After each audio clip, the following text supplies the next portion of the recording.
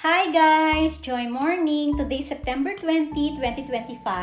Nandito kami guys ni Ken sa new house kasi mag-aayos kami paunti-unti at saka later yung delivery ng ref.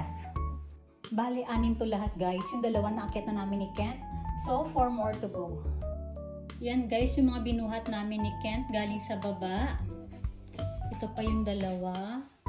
Diyan na muna namin guys pinuwesto kasi bukas dito ilalagay yung aking bed. For our lunch time, bumili lang kami sa Family Mart. Ito. Yan, napagod kami ni Kent guys pero hindi pa kami tapos.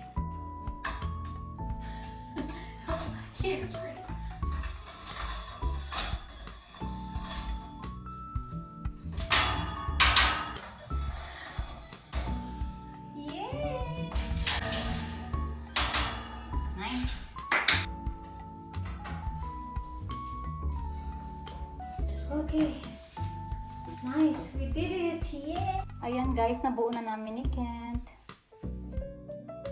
Habang nag-aayos ako sa kitchen, nakatulog siya dito. Kawawa naman ang my love ni Mommy.